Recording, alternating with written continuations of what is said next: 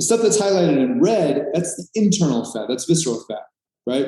It can kind of hide itself in your under organs. It can result in like metabolic disease. It can result in type 2 diabetes. The more visceral fat you have, the more stress you're putting on your organs, the more health complications that you could potentially have down the road. Okay, so we pay attention to this as a marker, right? Because, using this data and coupling it with things like, blood pressure, cholesterol levels, whether or not someone is at the threshold for type 2 diabetes or they're pre-diabetic, right? And there's other ways that we can test that with glucose monitoring and things like that. I actually measure my own glucose just for fun because I'm curious about it. But the visceral fat it's a key marker. And DEXA scanners, because it's an X-ray, we're at least able to differentiate between that fat and help someone track it over time. Are you curious about discovering ways of making your life better? Then welcome to my podcast. I'm Bob Nickman, and this is The Exploding Human.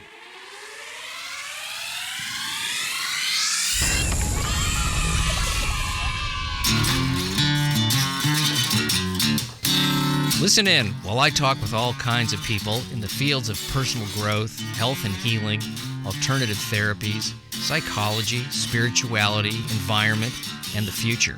I'm looking for those answers that make life better for everyone. You'll meet cutting-edge practitioners, doctors, artists, filmmakers, business people, and those who have overcome challenges, the brave, the curious, anyone who is out there helping us humans to explore, expand, and explode. Hey, welcome to The Exploding Human. My name is Bob Nickman. My guest today is Jason Bellvill. This is part 2 of our talk. Jason is with the company BodySpec, and I did what is known as a DEXA scan, which I talked about in the previous episode. If you haven't heard that episode, you should listen to that first because it explains a lot of what he's going to be talking about today, which are the results of the DEXA scan that I took after our first interview.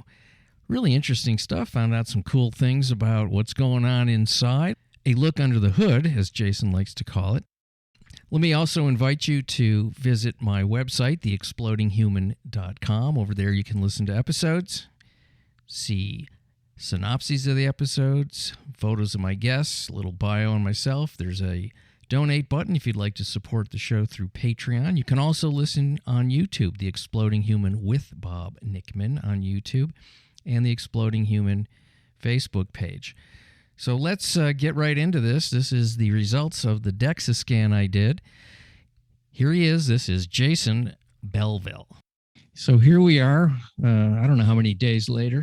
Had my DEXA scan over at your facility in Culver City. It was smooth, easy operation, very efficient, clean, nice guy running the show, and got the results immediately emailed to me. And today we're going to go over them with Jason and find out what's going on inside. As he says, take a look under the hood. And that's what we're going to do. Take a look under the hood.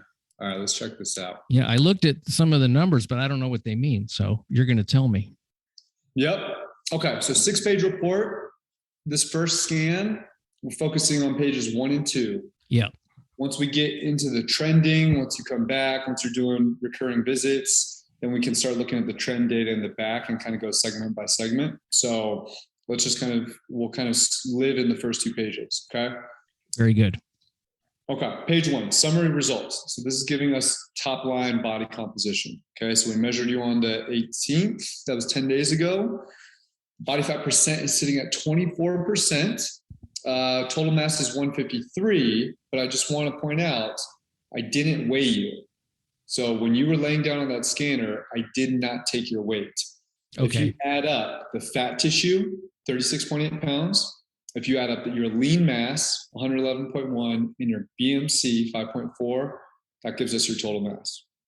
So do you need my weight? Nope. So you gave us your weight on your intake form. You said it was 140. And what I'm reporting on that day when I scanned you, the total mass that we have for you is 153.2. That's what I weigh, actually. Yep. So that's what you're sitting at. So I was low on my guess. Yeah. So, and not a big deal, but I just like to point out that nuance. Like sometimes people think when they're laying on the scanner, it's a scale and we're weighing you. We're not weighing you. Like we're not measuring your force against gravity. You're just laying there and we're x-raying you. So that's how we come up with the mass. Well, interestingly enough, I was at the doctor yesterday, last week, getting weighed. That wasn't why I went, but they weigh you, and that's what it came to. It was like 152 something. So yeah. Okay, perfect. So in terms of body fat percent, that's derived because we have your total mass, obviously, and we measured all the fat tissue that was in your body.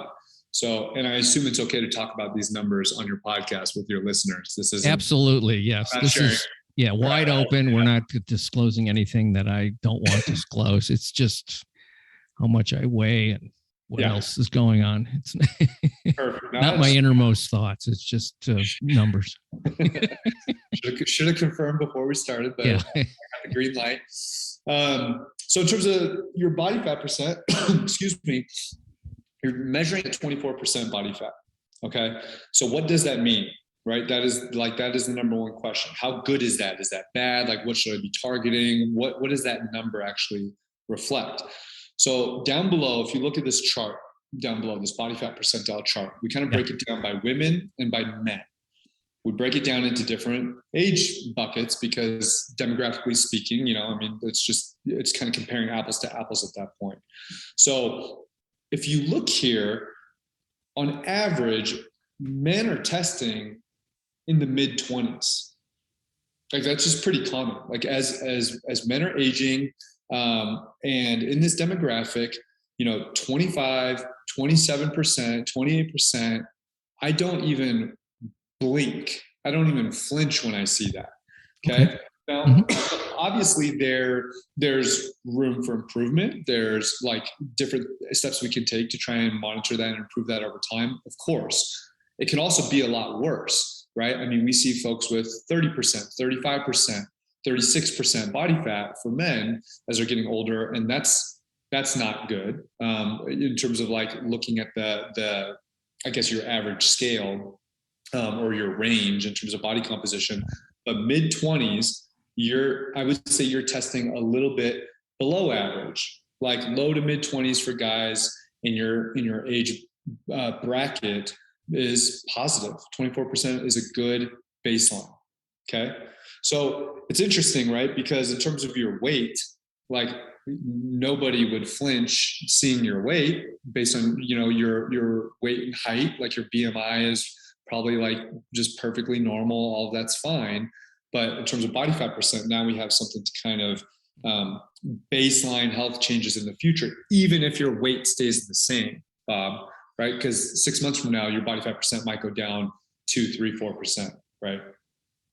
So when I hear 24 and 30 being a little bit high, it doesn't seem like that much. It's like 6%, but somewhere there's, like each percent means a little bit more for health reasons. I mean, it's like, I'm trying to get a picture of what's like who would be like an awesome body fat for my age, which is 68, weighing 152 pounds. What would that like be awesome? And what would be too low? Yeah. If I saw something sub 20, I'd be really happy with that. I mean, if you were testing between 15 and 20%, that's pretty dialed in. It's pretty lean. It's a pretty good profile for a guy, your profile in terms of your height, weight, and age. Okay. Right. Once you're getting down into like the low teens or sub 10, that's kind of in a different echelon, right? I mean, that's either unhealthy, just based on, caloric restriction or overtraining, or there might be some reasons that someone is that low. Or it might be a performance athlete. It might be like a triathlon, like an ultra triathlon runner or something. Someone just super dialed in and like a high performing endurance athlete, for example. So, if you're sitting on the lower end of 20 or like the high teens, if you're in that bucket, that's pretty dialed in for guys your age and your profile. Okay. So 5% drop would be pretty huge in terms of being awesome. I mean, you're awesome, Bob. But if we're talking body fat, that's just that gives you the spectrum, right? Yeah, because 5% the other way, right, gets you into the upper 20s, low 30s, and that I would flag that as like concerning as well. So excellent. Okay. So your image though is on the left, and it's pretty cool because we show like a full profile X-ray of your body. The orange on here is reflective of lean mass. The blue is reflective of fat tissue, so it kind of shows you like some of the subcutaneous, like the outer, like the peripheral on your image. You'll see all the subcutaneous fat. On the next page, we'll talk a little bit more about visceral fat and what that means. But yeah, I mean, from a starting spot, like this is good to go. At the bottom of that first page, we get into a regional assessment. So this is where in the future, you know, we can also track like different trends and stuff by region of your body. Excuse me. So the way we break it down is arms, legs, trunk. It's not your butt. Everyone thinks it's your butt. The trunk starts from below your neck. So like chin down, cuts through basically the shoulder blade, like your whole torso. And then imagine like cuts through the neck of your femur down towards your groin, right? Mm-hmm. That whole area, chest, stomach, back, that's considered your trunk. It's the largest region for everybody. And then your android, think abdominal region. So okay, I wondered what that meant. Okay. A for abs. So it's just like a thin little sliver of your abdominal region. And then gynoid, think glutes. So it's focusing in on like your butt, hips, and thighs. The reason why android and gynoid are listed is because like in the medical community, a lot of times they measure waist to hip ratio, right? Which is kind of synonymous with this A to G ratio, this android to gynoid. So common sense, you want your android region to be lean, right? That's your stomach area. That's where your organs live. You don't want that much fat in your stomach, right? And it's okay to have more fat in your hips, your butt, hips, thighs, right? That's kind of like where our power comes from. That's how we move. That's okay. So a waist to hip ratio should be less than 1. Does that make sense? Yes. Okay. So a waist to hip ratio over 1 is like kind of a quick litmus test for us to look at a profile and say, okay, you're carrying too much fat above the belt, right? And we're not looking at the quantity, we're looking at the proportionate amount, right? We're looking at the percentage. So like your android, so let's look at your report. So your report specifically, if I'm looking at the android and gynoid, just for your listeners, your android region only weighs 12.3 pounds. That's like the little snapshot we're looking at of your abs. Your gynoid region, in contrast, is 23.1 pounds, so almost twice the area that we're kind of zeroing in on, right? Okay. Your android region, the percent fat in that region is 28.8%. In the gynoid region, it's 24.1%. Okay. So if you just do straight line division and you take 28.8 and you divide that by 24.1, you have a ratio over 1. Right? Mm-hmm. So it's a reflection that proportionally you're carrying a little bit more fat above the belt than we would like to see. We want more of the fat to be below the belt. We want the android to be the leanest region. And that just kind of makes sense too if you think about like, you know, the athletic profile of an individual. So so that's kind of where you are sitting today. It's not it's not like a disproportionately bad ratio. It's just because like 0.9 isn't necessarily better than 0.8. It's binary. It's like if you're less than 1.0, it puts you in just kind of like a better shape, I guess, in terms of that android to gynoid ratio. Okay. So I can easily talk a lot. So let me. I love when you talk a lot because that's how I learn stuff. Do you have any questions on anything I said so far? Just keep it moving. Keep it moving. It's great. I'm loving it. Okay. All right. So page 2. So the first one, so we have some supplemental results up here. The first thing we're looking at is resting metabolic rate. So I want to be really careful with this, and I want to caution everyone that's listening, because resting metabolic rate, people often get this number because you can get this number on calculators, you can get this number all over the place, right? This is just, imagine that you're in a coma. Imagine that you're just sleeping and laying in bed all day. Bob, your body specifically needs, we're estimating it needs 1,450 calories just to maintain that level of like organ function and just your basic body function in a day. Okay. People often look at this number and go, oh my gosh, like if I'm going to lose weight, I need to eat less than my RMR, because that's how a lot of times people confuse calories in versus calories out, right? You have to figure out what your kind of your maintenance level is, and then you can make adjustments from there. Okay.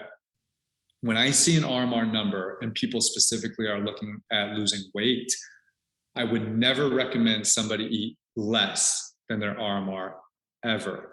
Maybe they eat to their RMR, right? Because then with a little bit of activity, you know, you go for a walk during the day, you get up, you move around, you're adding calories into your total daily expenditure, but you would never eat below that threshold. Okay. Does that make sense so far? It does. Okay. So it's an important number though. So as people are trying to program their nutrition, as people are trying to kind of understand, you know, their caloric programming, if they're looking at macros, if they're trying different diets, you know, keto versus intermittent fasting versus what have you, understanding this number and kind of what it means for the individual, that's like a very personal piece of data. And it's a very important piece of data in terms of setting the foundation for nutrition. So do you have any questions on that specifically? Do you know how many calories you eat in a given day? Do you pay attention to it?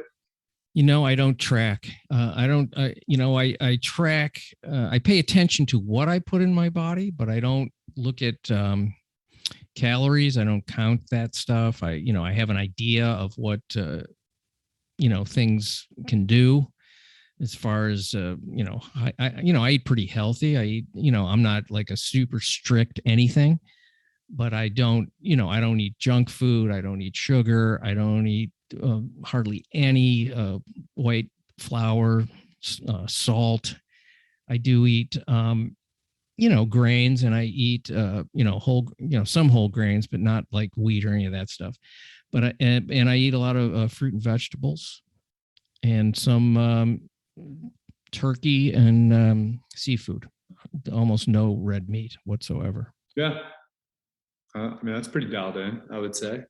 Yeah. I'll eat some eggs and, that kind of stuff, but I don't eat a lot of, there's certain things my body doesn't like it after a number of years of using myself as a test tube for what works and what doesn't. Absolutely. Yeah. And, could I be a little more, diligent about that stuff? I could, but the mental stress of paying that much attention is not worth it to me because I think I'm in pretty good shape considering I'm my age. And I agree. I mean, like the tracking, for example, it can feel kind of daunting, especially when you first get started, and then it can feel kind of tedious as you're getting going. But the phenomenon with tracking is that most people will find that you're kind of a creature of habit. So like it might be kind of a pain in the ass to track what you have for breakfast, lunch, and dinner for the first week. Yeah. But once you do it and you get that stuff loaded in, you're going to find like the next week, you're actually having the same thing for breakfast. Like if you eat 3 eggs for breakfast every day, you're going to eat 3 eggs for breakfast tomorrow. So it's just kind of interesting that like that data and that feedback can be really valuable for someone, but tracking is hard long term, but it can provide like kind of good feedback if you can sustain for like a couple of weeks. Yeah, I think it's good information to have because it's very easy for the mind to say, "Oh, I didn't do as much as what I did," in terms of things that aren't healthy. It's like, "Oh, I only had a small piece of bread." Well, the truth is, you had 5 pieces of bread and you put butter on it, and you've just tricked yourself. Yep. Yep. People are good at doing that for sure. So what is my RMR? What is it, and should I care about what that number is right now, or be concerned? So your RMR is 1,454 calories. Oh, that's what it was. Okay. That's an estimate based on your lean mass. So we measure the lean tissue in your body because obviously the lean mass is what's going to fuel kind of like your metabolic requirement. So that's what you're sitting at today. There's no good or bad RMR. Like, 1,600 isn't necessarily better than 1,200, only that you just have a little bit more margin in your day to eat a little bit more. You need more fuel. But like if people are struggling with weight loss, for example, and they're already kind of calorie restricted and they're kind of paying attention to like a bunch of elements of their health, it might lend itself to like other testing. Like maybe someone, needs to like test their thyroid. Maybe they have hypothyroidism and they're underproducing, and like that could be other issues. So it's another piece of critical data in like the process of understanding a person's body, right? Okay, cool. Okay. Android gynoid up here. I talked about these on the front page. This is just the breakdown of what they are. So we kind of isolate your android percent, 28.8. We divide that by your gynoid percent, 24.1, and you see this ratio, 1.19. That's the data point for me. I'm looking at that and I go, okay, all else being, equal, I'm looking at Bob's profile. His AG ratio is 1.19. He's carrying a little bit more fat above the belt than below the belt. It's kind of reflected. It's synonymous with like an apple-shaped body. I don't know if you've heard these analogies. There's like an apple-shaped body and a pear-shaped body. Yeah. Yeah. The apple-shaped, you're just carrying more above the belt, and the pear-shaped, you have kind of more in the hips and the butt. And that's kind of like what we look at. Just, pear. We look at the pear shape. Well, interestingly enough, I don't have much of a butt, in case the audience cares. It's always been kind of small and flat. It's, I don't look like those football players out in the field with the perfect asses, So it's just one of those sort of things I inherited. It's always been that way. I'm not saying it's a fat issue or not, but it's not prominent. In case anyone's interested in my butt. You come work out with me, and we'll get you doing those. We'll get you doing those lunges. We'll take care of that. All right. Yeah. We'll hone that up. Okay. So middle of the report. This is like the important supplemental data. Okay. Because now we're talking about visceral fat and we're talking about bone density. Okay. So let's start with visceral fat. If you look at this diagram right here, it's kind of showing a profile view of your android, right? The stuff on the outside that's in blue, that's your subcutaneous fat, right? That's fat on the outside of your body. You can pinch that fat, right? We all have it. Okay. The stuff that's highlighted in red, that's the internal fat. That's visceral fat, right? It can kind of hide itself in and under organs. It can result in like metabolic disease. It can result in type 2 diabetes. The more visceral fat you have, the more stress you're putting on your organs, the more health complications that you could potentially have down the road. Okay, so we pay attention to this as a marker, right? Because, using this data and coupling it with things like, blood pressure, cholesterol levels, whether or not someone is at the threshold for type 2 diabetes or they're pre-diabetic, right? And there's other ways that we can test that with glucose monitoring and things like that. I actually measure my own glucose just for fun because I'm curious about it. But the visceral fat it's a key marker. And DEXA scanners, because it's an X-ray, we're at least able to differentiate between that fat and help someone track it over time. So you're testing at 1.79 pounds. Okay, so what does that mean? Because there's no real context. We see folks that measure very close to 0 pounds or 0 pounds of visceral fat quite often. So someone that's very healthy, that eats right, that's like really taking care of themselves, like they check all the boxes. Like I see it time and time again, right? Visceral fat is at or very close to 0, half a pound, like a very small fraction. Okay. Below 2 pounds for guys is still like in a healthy range, right? And now we're kind of talking about absolute quantity versus like a relative quantity. Okay. Right? Because you weigh 150 pounds and based on your size, your height and weight, I'm still comparing that to someone who weighs 240 pounds, right? So somebody that has like less than 2 pounds of visceral fat, that's good. It's just good. It just puts you in like kind of a healthier bucket. So it gives you a little margin in there. You could still improve that, of course, but Sure. you're not like on the cusp of diabetes, for example.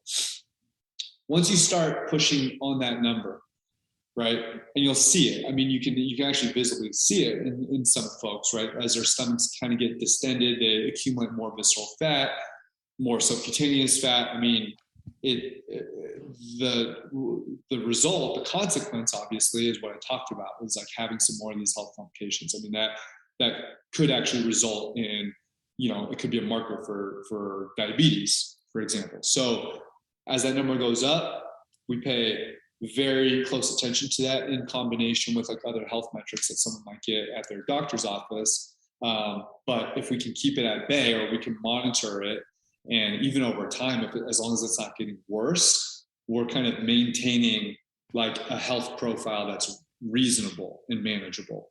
So does that all make sense? I can follow everything. What's the highest you've ever seen in visceral fat? Oh God.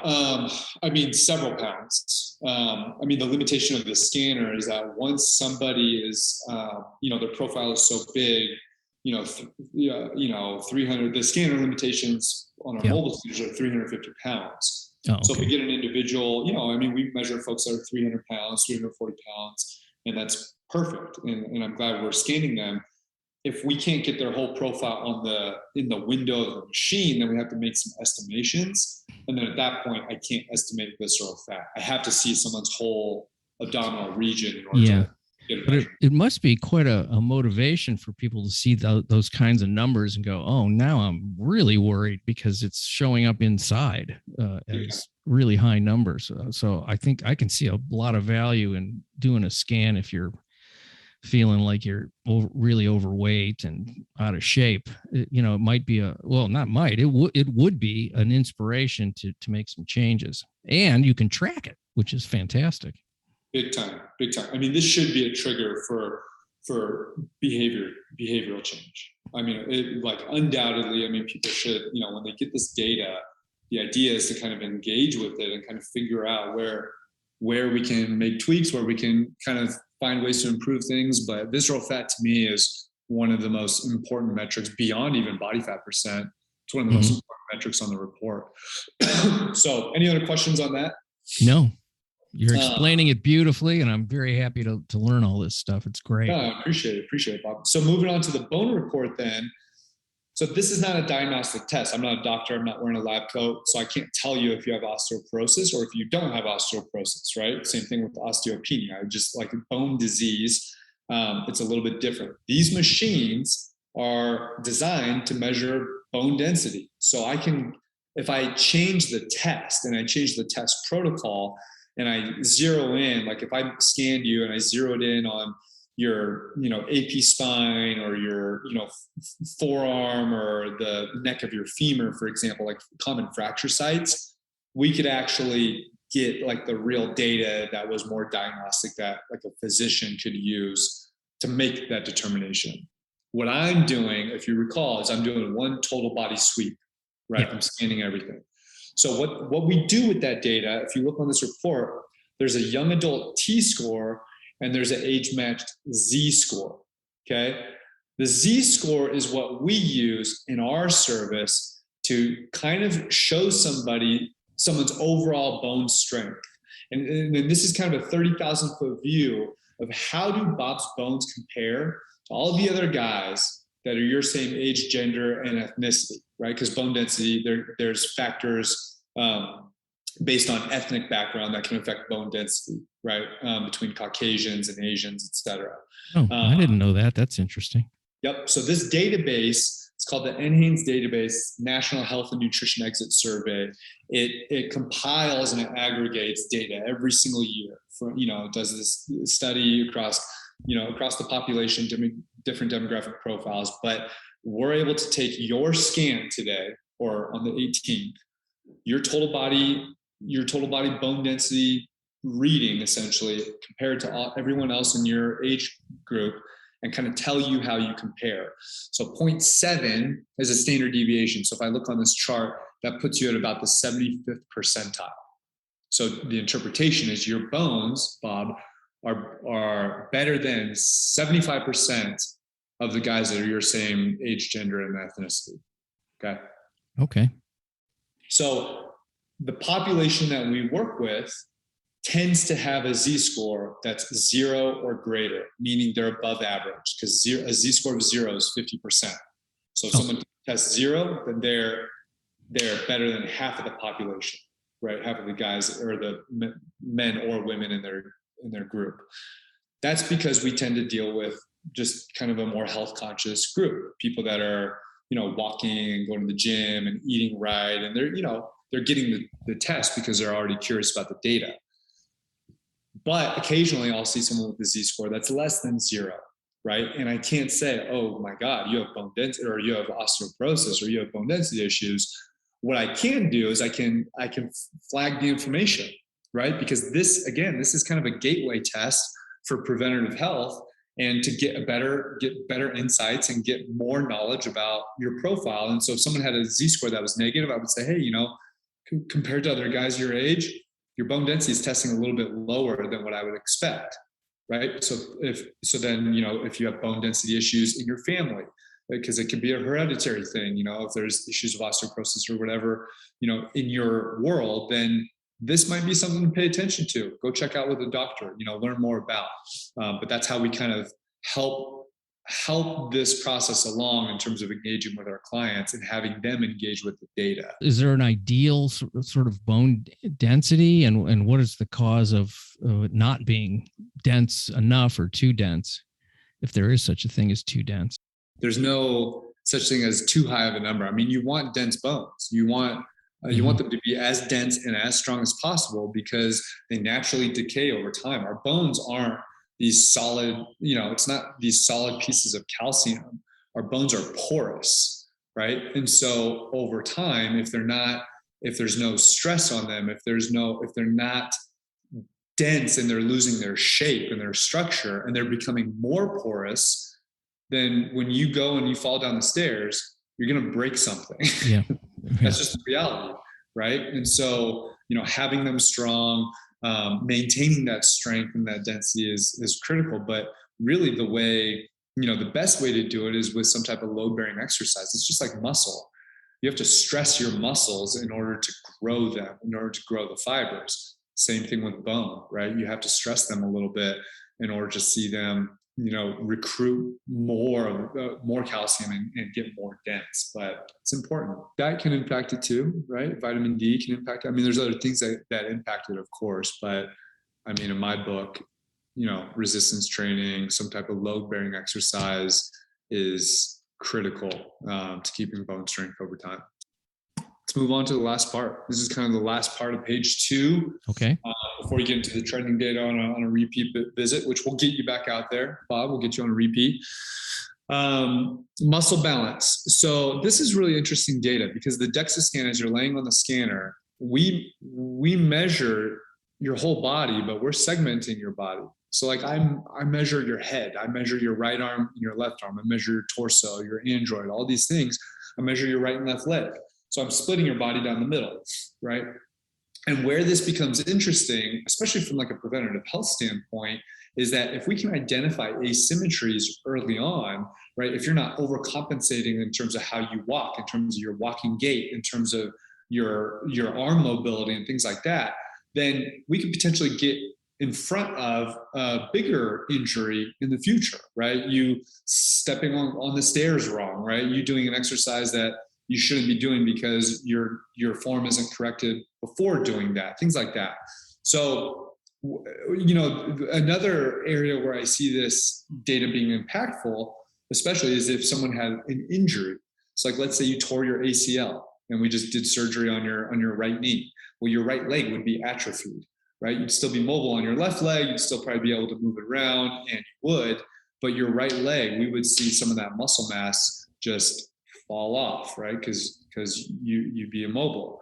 Mm-hmm. Well, that would be reflected in a scan like this. I might see your right leg have, 17 pounds of lean mass, and your left leg have 20.4 pounds of lean mass. That's your actual reading. Your left leg has 20.4 pounds of lean mass.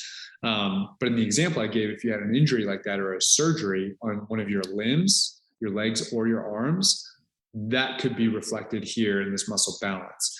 So as you're getting out of recovery, as you're going through physical therapy, as you're kind of rehabbing, you can track your own progress over time and kind of see how you're bouncing back and kind of getting back into balance, so to speak. So this is really fascinating data, especially for me because I'm a soccer player. So just in terms of like, right leg dominance and just how it looks for different people, it's pretty interesting. But no major for you specifically, Bob.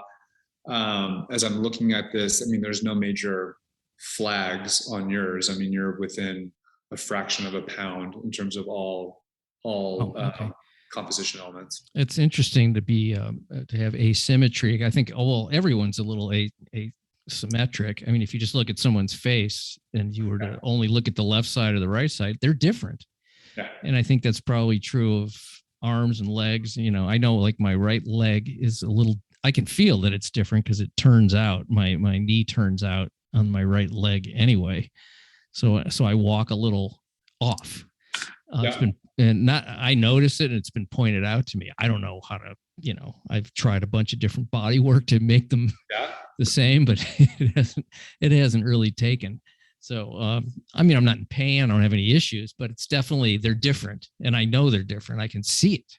Just another way to look at the body, right? I mean, just trying to take data and kind of synthesize this information to better understand Bob, kind of where you're sitting today, what metrics to pay attention to, which ones will kind of trigger different behaviors and stuff. But yeah, I mean, for your report, I mean, this is a great baseline. Like you have the kind of the line drawn in the sand, and then we go from here. So the next step for a client of yours would be to do what?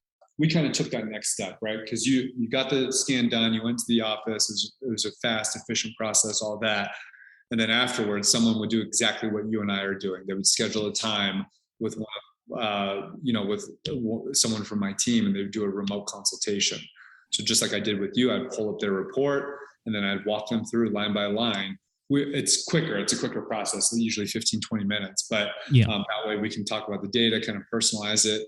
And then from there, we would, because I'm not training you. I'm not offering you a meal program yet. But we would kind of set you into motion with some actionables and takeaways, and then you'd run off and you do them, and then you'd come back and see us and see how it changed. I love it. What a great product you're offering. Yeah. It's really, I have to say that the process of getting the scan was as easy as it could get. The hardest part was driving there. Yeah. Once you're there, no big deal. People were in and out in 20-minute appointments. And it was, but I wasn't even under the scanner for 7 minutes or something. It was really short. I was just like, okay, I'm going to meditate. And by the time I sort of got relaxed, it was over. I'm like, really? Because I'm feeling pretty relaxed right now. Yeah, it's and it's open. It's not, you're not in a tube or anything like an MRI. It's wide open, and the machine is kind of goes over starts the top of your body and just goes down the whole way, and not noisy or annoying. None of that stuff. It was very simple. Yeah, good. No, I appreciate the feedback, and no, I'm glad we got you in, and that's like I said, we'll get you in for a follow up, and I mean, any questions that come out of it, I mean, we're here for you. But no, I'm glad you had the experience. So I'm just going to pay a little bit more attention to what I'm eating and keep my exercise at a good level. And we'll see what happens the next time. I mean, again, if we're looking at it from the preventative health perspective, if you come in and scan in 1 or 2 months and things don't get worse, that's a win, right? I mean, it depends on what your goals are, but I'm looking at you and how you kind of manage your life. The way you eat is great. You're getting activity during the day. That's great. So, I mean, yeah, we could fine tune. I mean, if you want to be a bodybuilder, we could set you on a different path to do that. But if you're trying to maintain your health and enjoy your life and enjoy your food and like not have a bunch of ailments and all these things, and you've kind of found your sweet spot right now, I mean, there's nothing really glaring on your report where I'd be like, oh my gosh, you need to start, eating 5 pounds of spinach every day. It was interesting. I was talking to a friend of mine. We were crossing the street, and we were on one side of the street, and we looked across, and there was a guy who was, about our age. This was a number of years ago. So he was in his 50s at the time, actually. And he was overweight and kind of walking really not great. And he looked pale and kind of sickly. And my friend turns to me, he said, everything that's going on with that guy is preventable. Yeah.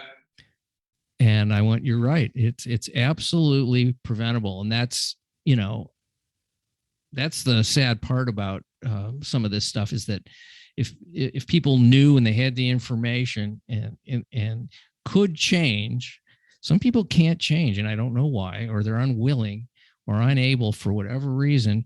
The habit of how you were raised and what was fed to you is a tough thing to break for people. And I do understand that. It's like, you hear people, well, I'm not giving up my XYZ, whatever that is.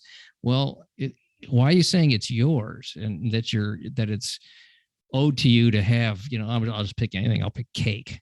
Yeah. I'm not giving up my chocolate cake. Well, you're poisoning yourself and you have these issues. But I don't want to give up that taste. I don't want to give up the fun. I don't want to, but on the other side of it is a certain level of freedom and vibrant health. A big part of the discussion about health and wellness has to do with habits. It has to do with habit formation, habit creation, bad habits, good habits. I mean, some of this stuff is, we can't all control every element of our health, right? And sometimes there's just illness and there's things that happen in the course of our life, right? But the preventable stuff, come on. It's hard though. But a lot of it has to do with just like the decisions we make one by one every single day. They accumulate, good or bad. Thanks so much for your time and for your wonderful offer to get the scan and spend this extra time with me to go over it. It's, again, I just want to say to the audience, this is a really cool thing to do. Not that expensive at all. Not expensive, really. It's just totally worth the price to get one of these DEXA scans from BodySpec. Love it. Appreciate it. Appreciate you, man. I have a wonderful day. Well, folks, thanks for listening in to The Exploding Human, theexplodinghuman.com. You can go over there and check out the website. The Exploding Human with Bob Nickman is the YouTube channel and the Exploding Human Facebook page. Big thanks again to JASON Bellville of BodySpec for giving me that wonderful rundown of the DEXA scan that I had at their facility. Looking forward to doing another one to see if the results improve or stay the same. I don't think they're going to get worse. I just don't think so. Much appreciation. Have a fantastic day. Thank you.